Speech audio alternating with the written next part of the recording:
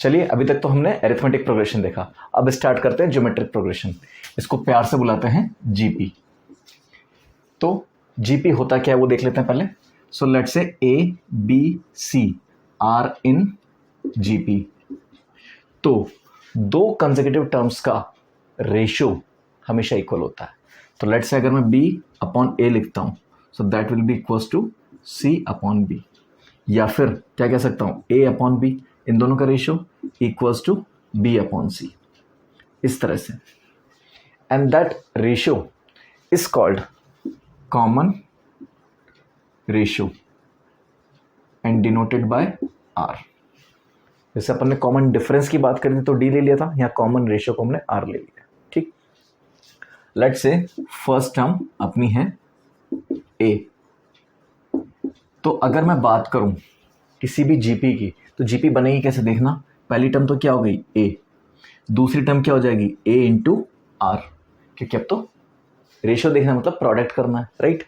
Next क्या आएगी a into are square, next क्या आएगी a into R cube, next क्या आएगी a into are to the power 4। देखना ये पहली टर्म, ये दूसरी टर्म, ये तीसरी, ये चौथी, ये पांचवी, डॉट डॉट डॉट।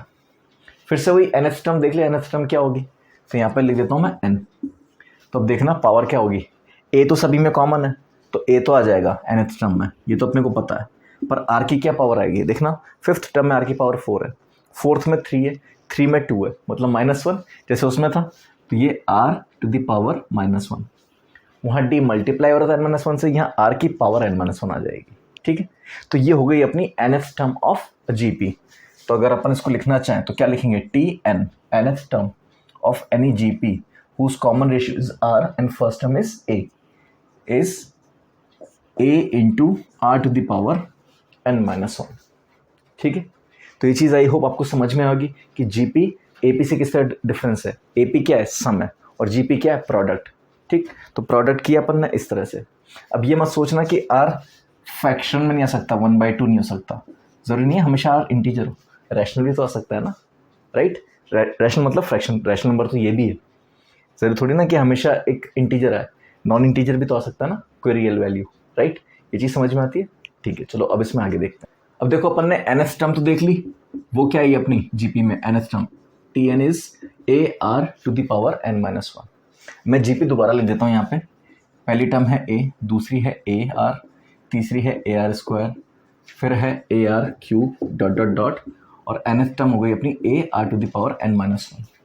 ये मेरे को जीपी दे रखी है। ठीक, अब मुझे बोला है इसमें n टर्म्स का सम निकालना है, तो मतलब वापस क्या बात हो गई, s ऑफ n निकालने की। तो s ऑफ n है क्या अपने पास, a plus A are square plus A R cube plus dot dot dot plus A are to the power n-1।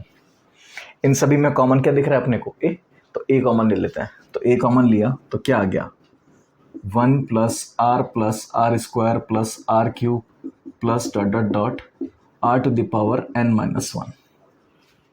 ये चीज़ आ गई। ठीक है, अब देखना इसका सम तो अपने को आता नहीं है, ठीक, क्योंकि ये तो इंक्रीजिंग ऑर्डर में है पावर, तो इसका सम तो अपने को नहीं पता। तो हम यहाँ पे एक ट्रिग्राम लगाते हैं, आर, इसको ऐसे लिख देता हूँ, 1 माइनस आर से ऊपर नीचे मल्टीप्लाई कर दिया मैंने, 1 माइनस आर से ऊपर नीचे मल्टीप्लाई कर दिया, तो दोनों कैंसिल आउट हो जाएंगे, तो इक्वेशन तो सेम ही रहने वाली, इक्वेशन पे कोई फर्क नहीं पड़ेगा। तो देखो मल्टीप्लाई करने के बाद क्या होगा, a, अब देखना 1 से मल्टीप्लाई किया तो क्या आया, 1 plus are square plus r cube plus dot dot dot r to the power n-1, यही आया। फिर माइनस आर से किया तो यहाँ पे क्या आएगा, माइनस आर, नेक्स्ट क्या आएगा माइनस आर स्क्वायर, फिर नेक्स्ट क्या आएगा माइनस आर क्यूब, क्योंकि आर से मल्टीप्लाई हो रहा है तो अब एक एक पावर बढ़ती जाएगी, तो माइनस आर की power 4 dot dot dot minus, अब ये n-1 है और ये 1 है तो कितनी हो जाएगी, r to the power n। तो ये हो गया अपना प्रोडक्ट, और नीचे क्या आ गया अपना 1 माइनस आर। अब देखना ये पॉजिटिव आर ये negative r cancel out, positive r square ये नेगेटिव आर स्क्वायर, ये आर क्यूब पॉजिटिव ये आर क्यूब नेगेटिव, तो r4 भी तो कैंसिल आउट हो रहा होगा, करते करते are to the power n-1 तक कट जाएगा ना। यहाँ पे इससे ठीक पहले वाली पावर क्या होगी, इसको अगर n-1 लिख दूँ तो नेक्स्ट पावर क्या आएगी, लास्ट वाली यही आएगी, तो ये भी कैंसिल आउट हो गया ना अपना सारा। ये चीज़ समझ में आई। तो बचा क्या, एक तो 1 बचा और एक माइनस आर की पावर n बचा, तो क्या आ गया अपना a into 1 minus are to the power n whole upon 1 minus r, that is your Sn। ठीक, ये चीज समझ में। ये तब यूज करना है जब r इज लेस देन 1 हो, वो तो बात एक ही आ जाएगी। बट ठीक है, अगर कोई कहीं पे पढ़ लो कि सर आपने उल्टा क्यों लिखा दिया फॉर्मूला उल्टा नहीं लिखा है, बस इधर देखना मैं क्या चेंज कर रहा हूँ, एक चेंज और मार रहा हूँ इसमें, माइनस कॉमन ले लूँ दोनों, ऊपर से भी नीचे से भी, तो Sn क्या बन जाएगा, a into are to the power n-1 upon r-1। यहाँ से माइनस कॉमन लिया, यहाँ से माइनस कॉमन लिया, कैंसिल आउट हो गया, आंसर तो अभी भी वही आएगा ना। तो ये दो फॉर्मूला बन जाते हैं अपने, एक ही बात है, बस ऐसे बोल देते हैं ये r लेस देन 1 के लिए यूज़ करते हैं, ये r ग्रेटर देन 1 के लिए यूज़ करते हैं। मैं तो कहता हूँ कोई भी एक याद कर लो, कोई फ़र्क नहीं पड़ता। अगर r लेस देन 1 होगा तो ये अपने आप नेगेटिव आएगा, ये भी नेगेटिव आ जाएगा, वो नेगेटिव वैसे भी कैंसिल आउट हो जाएगा, तो उससे कोई फ़र्क नहीं पड़ेगा रिजल्ट पे। ठीक है, ये चीज़ समझ में आई। अब एक चीज़ पे ध्यान देना, अगर लेट्स से मेरे पास r 2 है और a मेरे पास 3 है, ठीक, पहली टर्म क्या हो गई 3, दूसरी क्या हो जाएगी 3 इंटू 2 6, फिर 3 इंटू 2 स्क्वायर, या फिर 6 इंटू 2 12, फिर 12 इंटू 2 24, फिर 24 इंटू 2 48, ये तो चलता जाएगा। तो जब r ग्रेटर देन 1 होता है ना, तो आपको हमेशा n टर्म्स का ही सम बोलेगा, इनफाइनाइट टर्म्स का सम नहीं बोलेगा, क्योंकि इनफाइनाइट टर्म्स का सम तो क्या आने वाला है, इन्फिनिटी, क्योंकि ये तो हमेशा बढ़ता जाएगा, कम तो नहीं हो सकता। तो जब बढ़ता जाएगा तो इन्फिनिटी तक तो यही खुद ही जा रहा है, तो इसका सम कैसे निकालेंगे। तो कभी भी जब r ग्रेटर देन 1 होता है तो उसमें आपसे सिर्फ nth टर्म का ही सम पूछेगा। जब r लेस देन 1 होता है, मतलब इसको 1/2 ले लूँ, तो पहली टर्म क्या होगी 3, दूसरी क्या होगी 3/2, लेट्स से r है अपना पास 1/2, ठीक, तीसरी टर्म क्या हो जाएगी 3/4, फिर क्या हो जाएगी 3/8, फिर 3/16 एंड सो ऑन।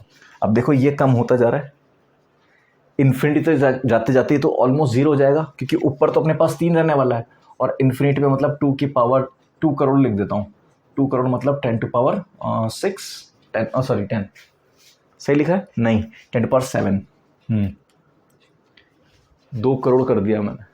तो ये कितना बड़ा नंबर है और ये कितना छोटा नंबर है, तो कितना आएगा 0.0000, पता नहीं क्या आएगा, क्या मतलब है उस नंबर का। ठीक, ये चीज़ समझ में आई। तो जब भी r लेस देन 1 होगा तब हमें इन्फिनिटी सीरीज का ऑप्शन दिया जा सकता है, ज़रूरी नहीं दे, n टर्म्स का भी पूछ सकता है, इन्फिनिटी का भी पूछ सकता है, लेकिन अगर r ग्रेटर देन 1 है तो कभी भी आपसे इन्फिनिटी का नहीं पूछेगा, हमेशा n का ही पूछेगा।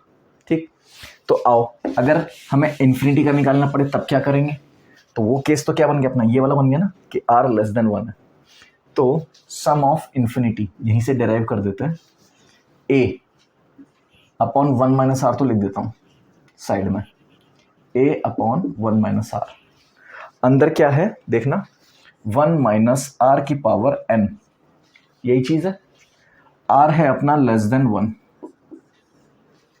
ठीक, और उसकी पावर है इन्फिनिटी, तो 1 माइनस लेट्स से 2/3 है और उसकी पावर इन्फिनिटी है, 2/3 या फिर अपर ले लेते हैं 0.9 ले लेते हैं, लेस देन 1 0.9 की पावर इन्फिनिटी है, तो ये नंबर कितना छोटा हो जाएगा, बहुत ज़्यादा, एज कंपेयर टू 1। ये भी तो लिख सकते हैं इसको 9/10 ऐसे लिख सकते हैं, या 99/100 लिख लो। अब इसकी पावर में इन्फिनिटी लगाता हूँ तो यहाँ पे डबल इन्फिनिटी 0 लग जाएंगे ना, डबल इन्फिनिटी से 0 लगेंगे, उसके बाद फिर नंबर आएगा। तो इसके कंपैरिजन में ये तो बहुत छोटा नंबर हो गया, तो हम क्या कहते हैं इसको बिल्कुल नेग्लिजिबल मान लेते हैं। नेग्लिजिबल मतलब this minus this almost equals to 0, so 1 minus 0 कितना आ जाएगा 1। दिस पार्ट, मैं सिर्फ इस पार्ट की बात कर रहा हूँ, ये पार्ट इतना छोटा है कि ऑलमोस्ट 0 के बराबर है, 0 है नहीं पर 0 के बराबर हमने अज्यूम कर लिया कि इसकी वैल्यू। अब आप मान लो किसी के पास 10 करोड़ रुपए हैं और आपके पास 1 रुपया है, तो आपकी वैल्यू उस बंदे के सामने क्या है, कुछ भी नहीं, नगण्य, नगण्य तो है। तो मैं ये तो कह रहा हूँ ये 2 करोड़ के आसपास पहुंचा दिया मैंने, ये तो इन्फिनिटी है, मैं तो अभी तो 10 करोड़ की बात कर रहा हूँ, मान लो एलोन मस्क आ जाए अपने पास, एलोन मस्क के तो नेटवर्थ ही बिलियंस में, बिलियन डॉलर्स में है। लेट्स से $100 बिलियन उसकी नेटवर्थ है। $100 बिलियन मतलब 10 to the power 11 इतनी उसकी वर्थ है, ये डॉलर्स है। अब इसको कन्वर्ट करोगे तो इंटू 85 के आसपास कर दोगे, अभी करंट रेट जो चल रहा है उसके हिसाब से, तो ये तो उसकी वेल्थ आ गई। और मेरे पास है 1 रुपया, मेरे पास है 1 रुपया, इससे डिवाइड करूंगा, रेशो क्या आएगा? रेशो बोलने वाले क्या आएगा, तेरा दिमाग खराब हो गया क्या भाई, जीरो है, इसकी कोई वैल्यू नहीं है, मेरे पास 1 रुपया है और उसके पास इतने रुपए हैं। चीज समझ में आई? सो हम कंपैरेटिव एनालिसिस देख रहे हैं कि उसके कंपैरिजन में ये वैल्यू इतनी ज़्यादा है कि उसका इम्पैक्ट ही बहुत कम आएगा, ना के बराबर होगा। जब इम्पैक्ट ना के बराबर है तो हम उसको 0 के बराबर ही ले रहे हैं, तो 1 माइनस फिर 0 कर दिया तो 1 के बराबर ही आ गया। तो ये जो अपना आया 1 माइनस r⁴n, ये किसके बराबर आ गया? 1 के। अगर ये 1 के बराबर आ गया तो लिखने की जरूरत है क्या? बिल्कुल नहीं। तो sum of infinite series is a/1 minus r, और हमेशा यहाँ पे r क्या होगा? Less than 1। ये चीज याद रखना। r ग्रेटर देन 1 के लिए ये फॉर्मूला मत लगा देना, r ग्रेटर देन 1 के लिए फॉर्मूला लगाओ तो नेगेटिव आ जाएगा, तो सवाल गलत हो जाएगा आपका, क्योंकि ग्रेटर देन 1 का केस तो बन ही नहीं सकता, उसका आंसर तो हमेशा इन्फिनिटी आएगा। ये चीज समझ में आई? तो आई होप आपको अभी तक nth टर्म और n टर्म्स का सम और इनफाइनाइट टर्म्स का सम ये सब अच्छे से क्लियर होगा। चलिए आइए इन पे बेस्ड कुछ एग्जाम्पल्स करते हैं। चलिए आइए अब एग्जाम्पल्स देखते हैं। पहला एग्जाम्पल क्या कह रहा है? The pth, qth and rth term of an AP of a GP are a B c respectively. pth term मतलब क्या होगा? a r⁴p-1। यहाँ पे r कैपिटल ले लेते हैं चलो, क्योंकि ए बी सी शब्द रखा ना, सो a r⁴p-1 ये pth टर्म होगी, is equals to a। Next qth term मतलब a r⁴q-1 is b, and rth term a r⁴r-1 equals to c।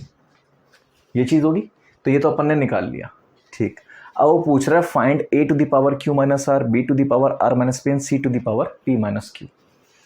ठीक, तो अब इसको कन्वर्ट कैसे करें? तो सबसे पहले अपन a लिख लेते हैं, a की पावर क्या है? q-r, b की पावर कितनी है? r-p, एंड c की पावर है p-q। तो ए बी सी की वैल्यूज है ना अपने पास, ये एज इट इज पुट कर देते हैं इधर। तो देखो क्या आता है, a इंटू r⁴p-1, ये a की वैल्यू है, whole to the power q-r, ठीक, into a r⁴q-1 whole to the power r-p into a r⁴r-1 whole to the power p-q। अब पावर्स को खोल देते हैं, तो क्या आएगा देखना यहाँ पे, दिस इक्वल्स टू a की पावर क्या आएगा? q-r इंटू, अब r की पावर देखना क्या आएगा, ये दोनों मल्टीप्लाई हो रहे हैं, तो pq minus pr minus q plus r, ये चीज आएगी, इंटू, ये सारे प्रोडक्ट में तो है, सो इंटू देखना a की पावर क्या आएगी?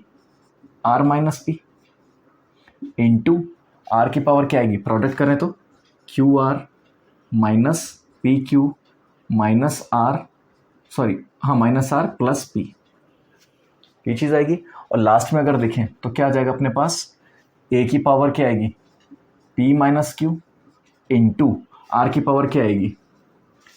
rp, फिर minus rq minus p plus q, ये चीज़ आएगी, ठीक है। अब देखना a a a, बेस तीनों का कॉमन है, तो पावर्स क्या हो जाएंगी? ऐड, तो पावर्स ऐड कर देता हूं, तो देखना क्या आता है, a की power q minus r plus r minus p plus p minus q, यही आएगा, plus q minus q plus p minus p plus r minus r, cancel out हो गया तो पूरा का पूरा, राइट। तो यहाँ पे हम क्या लिख सकते हैं, इस पार्ट को तो मैं लिख देता हूँ a की पावर 0, a की पावर 0, ये आ गया, इंटू, अब r की पावर देख लेते हैं, r की पावर क्या आएगी? चलो मैं इसको थोड़ा इधर लिख देता हूँ ताकि आपको दिखाई दे सके आसानी से।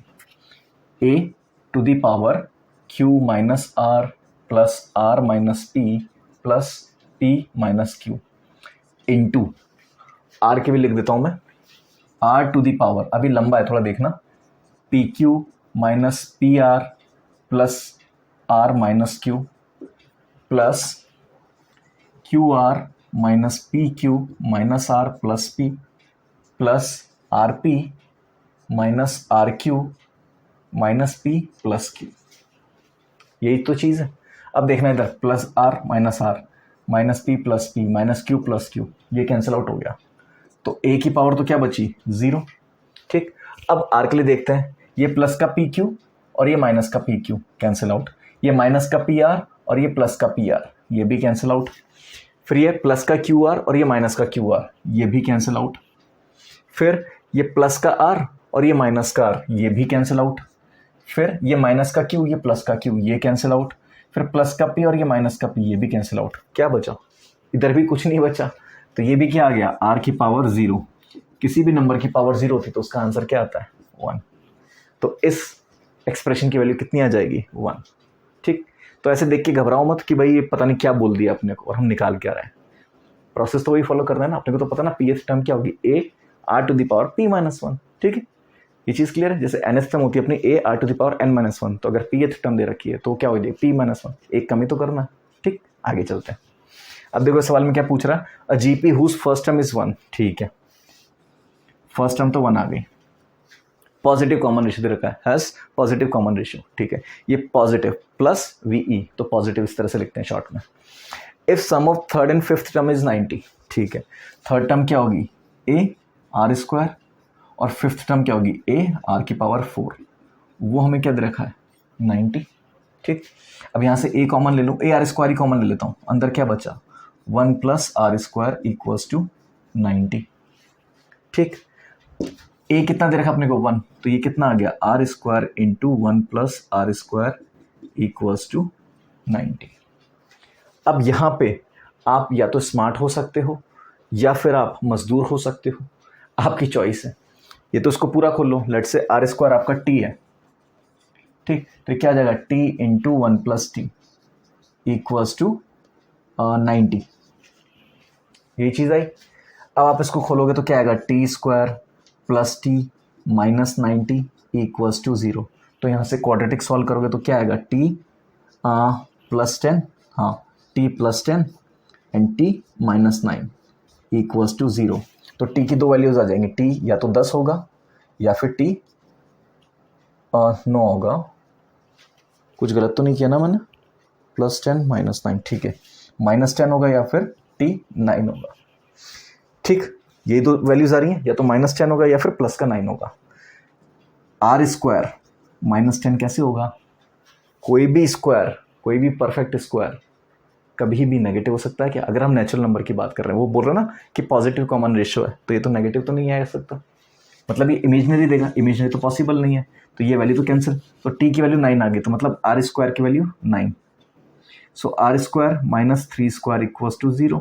सो आर प्लस 3 आर माइनस 3। यही तरीका सिखाया था ना मैंने ये नहीं कहा था ना सीधे स्क्वायर रूट ले लो, इसको इस तरह से करो। तो आर की दो वैल्यूज आ गई, +3 और -3।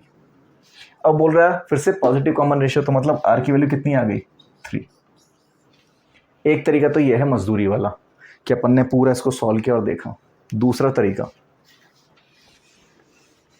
ऑब्जर्वेशन। एक नंबर है, ऐसी तो है, एक नंबर और उसका नेक्स्ट नंबर, इन दोनों का प्रोडक्ट 9 है, तो वो नंबर क्या होगा, तो इसको फैक्टराइज करेंगे। जैसे क्या करेंगे, 2 × 45, 1 × 90 से स्टार्ट करते हैं, 1 × 90, 2 × 45, 3 × 30, 4 से नहीं होगा, 5 × 18, 6 × 15, देन 9 × 10। तो नंबर और उसका नेक्स्ट नंबर, नंबर और उसका नेक्स्ट नंबर, तो मिल गया ना यहाँ से अपना डिजायर्ड रिजल्ट। कितना आ गया, 9 × 10, तो ये क्या है 9 और ये है 10। तो टी मतलब r square is 9, r square is 9, पर वही अपन ने सॉल्व किया। ठीक, तो जब भी इसका स्क्वायर रूट लोगे तो +-3 लगा देना। क्योंकि अपन इसको ए स्क्वायर माइनस बी स्क्वायर से सॉल्व करते हैं। ठीक, तो यहाँ से +3 लेंगे अपन क्योंकि पॉजिटिव कॉमन रेशियो दे रखा है। क्लियर? तो ये भी एक तरीका सॉल्व करने का कि आप ऑब्जर्वेशन से कर सको। अगर आपको ऑब्जर्वेशन से समझ नहीं आता तो क्वाड्रेटिक वे तो है ही अपने पास, उसको तो यूज़ ही कर सकते हैं हमेशा। और अगर यूज़ नहीं करनी है तो डायरेक्ट करने का तरीका आप ऑब्जर्वेशन यूज़ करो। ठीक, तो यहाँ से अपने को क्या मिल जाएगा, आर फाइनली, आर आ गया मेरा 3। ठीक है, हमसे पूछी क्या है, 10th टर्म। क्या दिक्कत है, 10th टर्म क्या होगी, a are to the power 9। ठीक, सो ए तो कितना है 1 और आर कितना आ गया 3 टू द पावर 9। अब इसको सॉल्व करने मत बैठ जाना, ऐसे ही छोड़ देना 3 टू द पावर 9, क्योंकि 3 टू पावर, और अगर आप सॉल्व करना चाहो तो 3 टू पावर 6 होता है और 3 टू पावर 3, ये दोनों आपको पता है। 729 इंटू ये कितना आएगा अपना 27। अब इसमें टाइम लगेगा आपका, कोई मतलब नहीं माथा फोड़ी, क्योंकि वो पूछेगा ही नहीं ये सवाल। ये चीज़ क्लियर है? तो चलो, आई होप ये दोनों क्वेश्चंस आपको समझ में आ गए होंगे कि इनको करना कैसे है। बस जो हमें तरीका पता है, a are to the power n-1, that is nth term, वो हमने यूज़ कर लिया। ठीक है, चलो आगे चलते हैं। चलिए अब नेक्स्ट क्वेश्चन देखते हैं क्या कह रहा है। The difference between second and fourth term is 18 and between first and third term is 9 of an increasing GP. मतलब आर क्या है, 1 से बड़ा। इंक्रीज तो तभी होगा ना, अगर 1 से छोटा जाए तो डिक्रीज हो जाएगी, राइट? तो फर्स्ट एंड थर्ड टर्म मतलब difference is A R square minus A, third term यही होगी और फर्स्ट टर्म ये कितना दे रखा है अपने को 9। तो यहाँ से ए कॉमन लेके क्या लिख सकते हैं, r square minus 1 equals to 9। ठीक, इसको बोल देते हैं इक्वेशन 1। क्लियर? दूसरा क्या दे रखा अपने, सेकंड एंड फोर्थ टर्म का डिफरेंस। तो फोर्थ टर्म क्या होगी, ए आर क्यूब, और सेकंड टर्म क्या होगी, ए आर, विच इज 18। दोनों में से क्या कॉमन ले सकते हैं, ए आर, अंदर क्या बचा, r square minus 1 equals to 18। इसको देखना मैं फर्दर क्या लिख रहा हूँ, आर तो मैं इधर लिख रहा हूँ A into are square minus 1 equals to 18। अब फर्स्ट इक्वेशन देखना अपने पास, A into are square minus 1 है ना, तो A into are square minus 1 की वैल्यू रख देते हैं। तो यहाँ से क्या आ जाएगा, आर इंटू 9 इक्वल्स टू 18। तो यहाँ से आर क्या आ गया अपने पास 2। अब जब आर 2 आ गया अपने पास तो ए निकल जाएगा फर्स्ट इक्वेशन से। तो यहाँ से अगर ए निकालना चाहे तो A into 2 square minus 1 equals to 9। So A into 3 equals to 9। तो ए कितना आ गया अपने पास 3। अपने पास ए आ गया, आर आ गया, काम खत्म। हमें निकालना क्या, फाइंड द 9th टर्म। तो 9th टर्म क्या होगी, T9 equals to a are to the power 8। A कितना हो गया अपने पास 3 और 2 टू द पावर 8, ये आर की वैल्यू होगी। So 3 into 256, 2 to the power 8 is 256। तो इसको अगर मल्टीप्लाई करेंगे तो ये आ जाएगा अपना 768। That's your answer. T9 कितना आ गया अपने पास 768। ठीक, ये चीज़ समझ में? चलो अगला सवाल देखते हैं क्या कह रहा है। Find common ratio of GP whose fifth term is 4 and first term is 64। तो फर्स्ट टर्म अपने को दे रखी है क्या 64, और फिफ्थ टर्म मतलब ए आर की पावर 4 इज इक्वल्स टू कितना दे रखा है 4। अब देखो पहली टर्म तो बड़ी है, पांचवी टर्म छोटी है, तो डेफिनेटली डिक्रीजिंग है, मतलब आर क्या होगा लेस देन 1। तो ये अपने को पहला हिंट मिल गया। तो यहाँ से अगर इसको सॉल्व करना चाहें तो ए की वैल्यू रखते हैं 64 इंटू आर की पावर 4 इक्वल्स टू 4। तो ये कैंसिल आउट हो जाएगा कितना 16 टाइम्स। सो आर की पावर 4 इज इक्वल्स टू 1/16। अब इसको इन टर्म्स ऑफ एक्सपोनेंट अगर एक्सप्रेस करूं तो मैं क्या आ जाएगा 1/2 टू द पावर 4। चेक करो, 1 की पावर 4 लगाएंगे तो 1 आया, 2 की पावर 4 लगाएंगे तो 16 आ जाएगा। अब पावर से पावर कैंसिल आउट हो जाएगी, मतलब या फिर कह सकते हैं साइन ऑफ इक्वालिटी सेम है, राइट, और पावर सेम है तो बेसिस भी सेम हो गए। तो बेसिस सेम मतलब आर इक्वल्स टू 1/2। तो कॉमन रेशियो तो हमें मिल गया, आर आ गया 1/2। अब क्या पूछ रहा है, also find the sum of 7 terms of GP. ठीक है, सम ऑफ 7 टर्म्स, S7 निकालना है। तो n कितना हो गया अपने पास 7। ठीक, फॉर्मूला अपने को पता है a into are to the power n minus, sorry ये लेस देन 1 है, 1 minus are to the power n whole upon 1 minus r, यही चीज़ होगी। तो रख देते हैं इसमें वैल्यू। a की वैल्यू कितनी अपने पास 64 इंटू 1 माइनस आर कितना है 1/2 और पावर कितनी है 7, ये चीज़ है, और अपॉन 1 माइनस ये क्या हो जाएगा हाफ। ठीक, तो अब देखें ये कितना आता है 64 इंटू टू की पावर 7 कितना होता है 128, सो 128 माइनस 1, तो ये कितना आ गया 127 अपॉन 128, और नीचे क्या बचेगा 1 में से हाफ गया तो हाफ बचा, तो अपॉन हाफ यही होगा।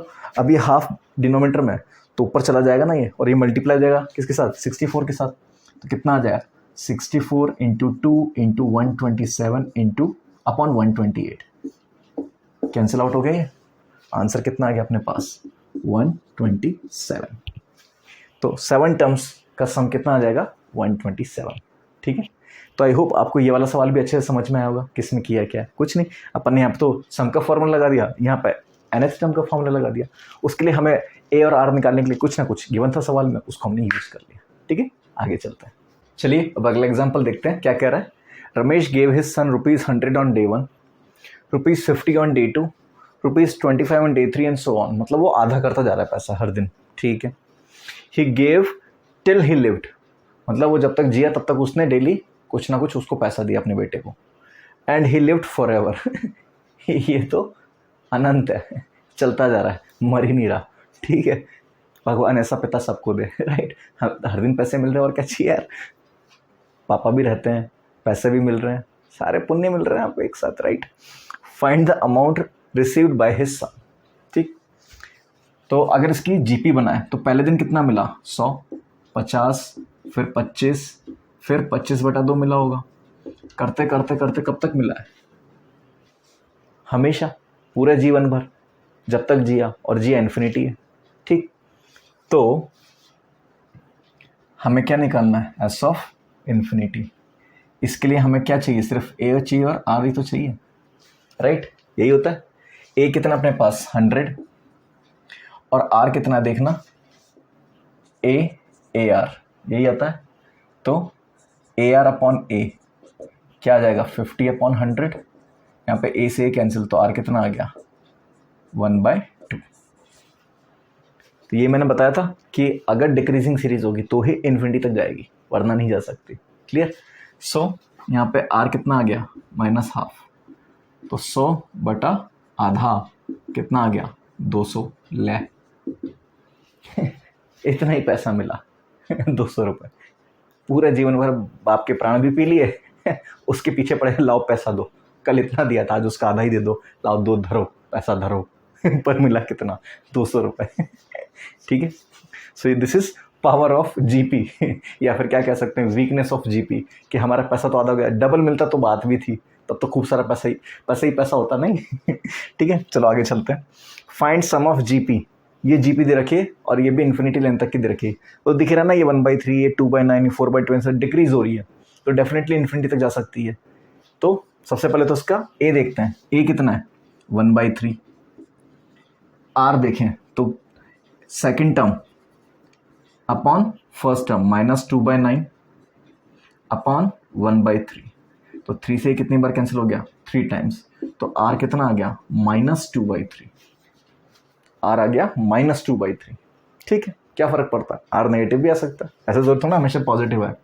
तो एस इन्फिनिटी क्या होता है अपना a अपॉन 1 - आर, ए कितना अपने पास 1/3 और आर कितना है -2/3, ठीक। इसको सिंप्लीफाई करते हैं 1/3 अपॉन 1 + 2/3, यही आएगा, तो ये बना 1/3 अपॉन 5/3, 3 से 3 कैंसिल, आंसर कितना आ गया 1/5। तो इतनी बड़ी सीरीज बनाई उसका आंसर कितना है 1/5। तो हमेशा छोटे मोटे आंसर मिलते हैं इसमें इन्फिनिटी में, बड़े आंसर तब मिलेंगे जब आपकी इन्फिनिटी सीरीज नहीं होगी, n लेंथ की सीरीज होगी जिसमें r ग्रेटर देन 1 होगा, ठीक। तो आई होप आपको ये अच्छे से समझ में आया होगा, ठीक है। आगे चलते हैं, अब आगे चलते हैं और देखते हैं अरिथमेटिको ज्योमेट्रिक प्रोग्रेशन, प्यार से बुलाते हैं इसे AGP।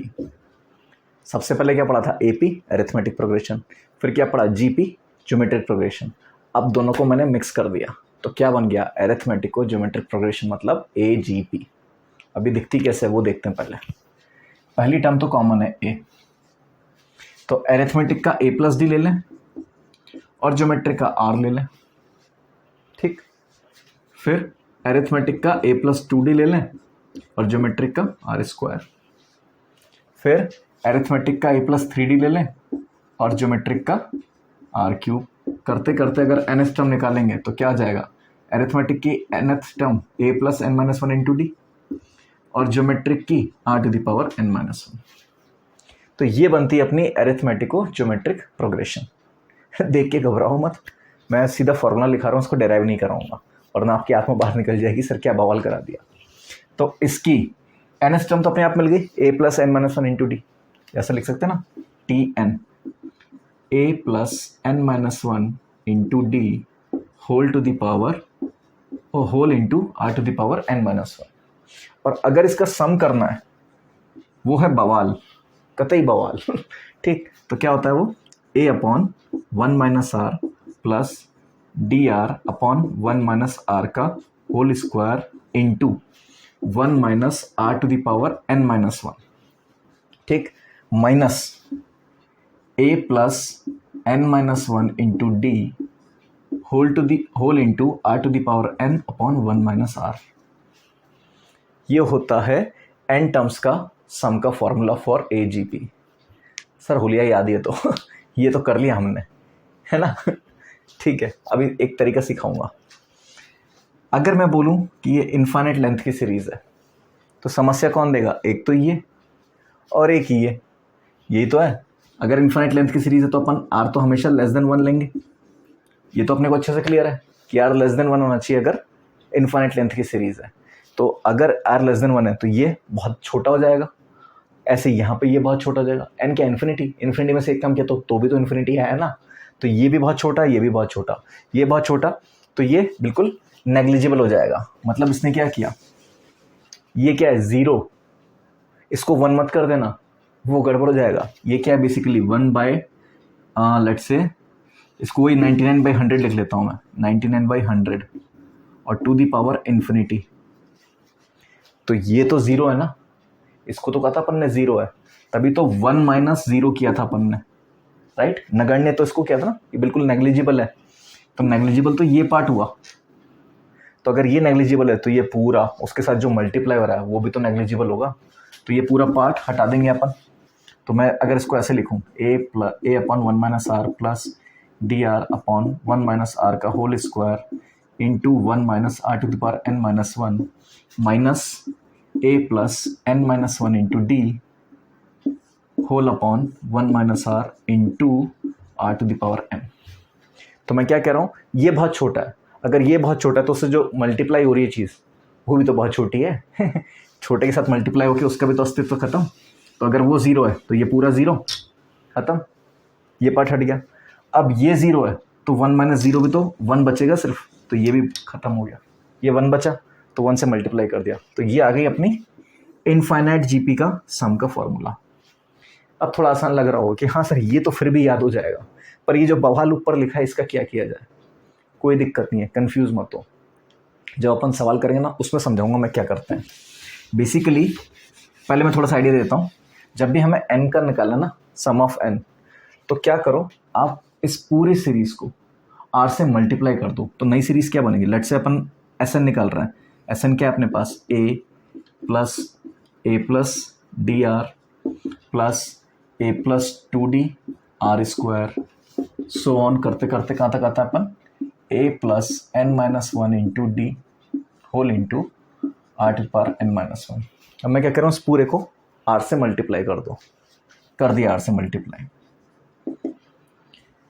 तो ये क्या आएगा a इंटू आर, मैं इसके नीचे लिख रहा हूँ। फिर इसको मल्टीप्लाई करेंगे r से तो क्या आएगा, a plus D into are square. ठीक, फिर करते करते करते इसके नीचे क्या आएगा, इसके पीछे वाला, तो देखना इसके नीचे क्या आया था a, टू के नीचे आया था वन, तो n माइनस वन के नीचे क्या आएगा, n minus two. So a plus N minus two into D whole to the power r whole into are to the power n minus one. एक टर्म और आएगी, अभी इसको मल्टीप्लाई नहीं किया ना, अभी तो पिछले वाली टर्म को किया, इस टर्म को मल्टीप्लाई करोगे, देखो ना एक टर्म ही तो आगे सरकाई है मैंने। तो अगर ये n टर्म्स है तो यहाँ भी तो n मिलनी चाहिए, पहले के नीचे तो कुछ लिखा ही नहीं है ना, तो इसलिए पर लास्ट में लिखना पड़ेगा। तो वो क्या आता है अपना, a plus N minus one into D whole into are to the power n। ठीक, अब मैं क्या करता हूँ, इसको माइनस कर दिया मैंने, ठीक, तो ये क्या हुआ, s n minus are into s n equals to, ये तो ए एज इट इज आ गया, ये तो आ गया अपना एज इट इज ऐसे, प्लस इन दोनों में कॉमन क्या है, आर, अंदर देखना क्या बचा, ए प्लस डी और ये माइनस ए से ए कैंसिल, क्या बचेगा, सिर्फ डी आर, यही बचेगा। ठीक है, अगला देखते हैं, कॉमन क्या है, आर स्क्वायर, तो आर स्क्वायर कॉमन ले लिया, अंदर देखना क्या बचा, ए प्लस टू डी और ये माइनस ए प्लस डी, तो minus A minus D, A से A cancel, two D minus D, तो कितना बचेगा, सिर्फ डी, तो देखना क्या आया, D are square, D are square. अगला क्या आएगा, डी आर क्यूब, करते करते यहाँ पे कितना आएगा, देखना ये n माइनस वन है और ये n माइनस टू है, तो यहाँ पे डी एक्स्ट्रा बचेगा और साथ में क्या मल्टीप्लाई हो जाएगा, d r to the power n minus one. ठीक, और लास्ट में क्या बच गया, ये माइनस का a plus n minus one into D whole into are to the power n। बस ये आपको दिखाना था कि करते कैसे, उसके बाद तो ये फॉर्मूला डेराइव हो जाता है जो अपन ने ऊपर लिख रखा है। ठीक है, तो ये चीज़ समझ में आई कि बेसिकली हम क्या करते हैं, जो भी अपना आर आ रहा है उससे मल्टीप्लाई कर दो और डिफरेंस निकाल लो, अगर फॉर्मूला याद नहीं आता है तो ऐसे करके देख लो। ठीक है, चलो अब कुछ सवाल करते हैं, वहाँ से और अच्छे से समझ में आएगा कि इसको अटेम्प्ट कैसे करना है। ठीक है, आगे चलते हैं। चलिए अब एग्जाम्पल देखते हैं एजीपी का। क्या कह रहा है, find s equals to half plus 2/4 plus 3/8 plus 4/16 and so on infinity तक। ठीक, तो अपन इसको अगर एजीपी से कंपेयर करें तो पहली टर्म तो ए ही होती है, सो ए कितना आ गया अपने पास 1/2। ठीक, अब देखना इसका जो आर है वो बढ़ता जा रहा है, आर तो सम हो रहा है ना बेसिकली। ठीक, तो अगर इसको मैं लिखूं आर की टर्म्स में, सो A plus D into are, यही है ना। सो ए प्लस डी तो ऊपर चल रहा है और आर नीचे चल रहा है, इधर 2 से 4 हो गया, 4 से 8 हो गया, 8 से 16 हो गया, तो मतलब 1/2 ये तो दिख रहा है अपने को कि अगर आर को मैं 1/2 ले लूं तो ए प्लस डी ये कितना आना चाहिए, A plus D into half equals to half, half से half cancel, so A plus D कितना आ गया 1 और ए अपने पास कितना है हाफ, तो हाफ में क्या ऐड किया जाए जो 1 हो जाए, so T equals to 1 minus half, ऐसे ले लो। सो डी कितना आ गया अपने पास हाफ, सो डी भी हाफ आ गया, ए भी हाफ आ गया और आर भी हाफ ही आ गया, ये सारे हाफ आ गए। ठीक है, तो अपना काम आसान हो गया। ठीक है, ये चीज़ क्लियर। चलो अब आगे देखते हैं, इसमें अगर अपन सम ऑफ इन्फिनिटी निकालें तो क्या होता है, A upon 1 minus are plus D R upon 1 minus are का होल स्क्वायर, ये चीज़ होती है। रख देते हैं वैल्यू, ए कितना है हाफ, आर कितना है हाफ, डी कितना है हाफ, आर कितना है हाफ, 1 माइनस हाफ का स्क्वायर, यही आएगा। तो इसको सॉल्व करें, हाफ अपॉन हाफ प्लस ये 1/4 प्लस हाफ का स्क्वायर, तो ये भी 1/4, तो ये तो सारे कैंसिल आउट हो गए, तो 1 + 1 ये कितना आ गया 2, तो इन सब का सम कितना आया फाइनली 2। ठीक है, तो आई होप ये वाला एग्जाम्पल आपको अच्छे से समझ में आया कि इसमें किया क्या है। ठीक है, आगे चलते हैं। सो अब देखना हम क्या कर रहे हैं, इसमें क्या निकालना है, फाइंड एस अगेन, और एस दे रखा है 2 + 5x + 9x² + 14x³ and so ब्ला ब्ला ब्ला ब्ला। अब देखना इसमें जी एपी को देखो, पहले ये +3 हुआ, फिर +4 हुआ, फिर +5 हुआ, ये बवाल कैसे सॉल्व करेंगे, ये बवाल कैसे सॉल्व करेंगे। तो मैंने आपको क्या बताया, जब भी ऐसी समस्या आए क्या करना, आप इसको एक बार और लिख लो, इसको मैं XS लिख देता हूँ, x × s, तो क्या आएगा 2x, फिर ये क्या आएगा 5x², फिर आगे क्या आएगा 9x³ plus on till infinity, उसकी अपने को ज़रूरत नहीं है। अब वो जो लास्ट में nth टर्म लिख रहे थे ना, उसकी हमें ज़रूरत नहीं है। ठीक, तो अब क्या करें, सबट्रैक्ट कर देते हैं, माइनस कर देते हैं। ठीक है, ये माइनस किया अपन ने, तो क्या आ जाएगा अपने पास s - xs, ये हो गया, पहली टर्म आ गई 2, ये कितना आएगा 5x - 2x + 3x, 9x² - 5x² + 4x²। ठीक, फिर 14x³ - 9x³ + 5x³, तो नेक्स्ट क्या आ जाएगा 6x4 plus so on infinity तक जा रहा है। ठीक है, अपना काम तो आसान हो गया ना। ये देखो AGP बन गई, जिसमें अरे ये अगर देखें फर्स्ट टर्म क्या अपने पास 2, तो A तो हो गया अपने पास 2। R क्या है, यहाँ तो कुछ नहीं होता, ये R है, ये R² R3, तो R हो गया अपने पास X। और D कितना हो गया, D हो गया 1, 2 का 3 4 5 6, ये 1 हो गया। तो ठीक है, इसमें AGP लगा देते हैं। तो S minus x s equals to, इसमें AGP लगाया तो क्या आ जाएगा, A/1 minus are plus DR/1 minus are का होल स्क्वायर। ठीक, तो अब इसको फर्दर सॉल्व करें तो क्या आएगा, A की value 2/1 minus x plus D कितना है 1 इंटू x/1 माइनस एक्स का होल स्क्वायर, यही आएगा।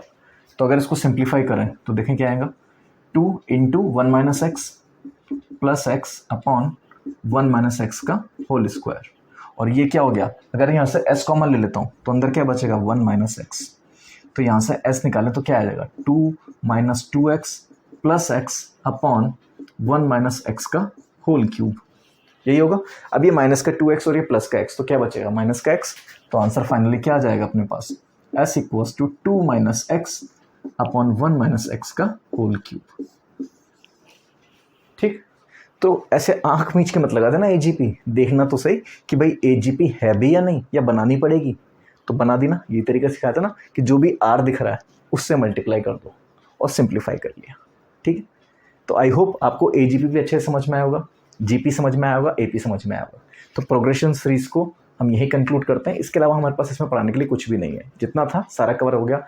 NS टर्म निकालना सिखा दिया, सम ऑफ n टर्म्स निकालना सिखा दिया, स्पेशल सीरीज दिखा दी, तो इसको यहीं कंक्लूड करते हैं। ठीक है, थैंक यू।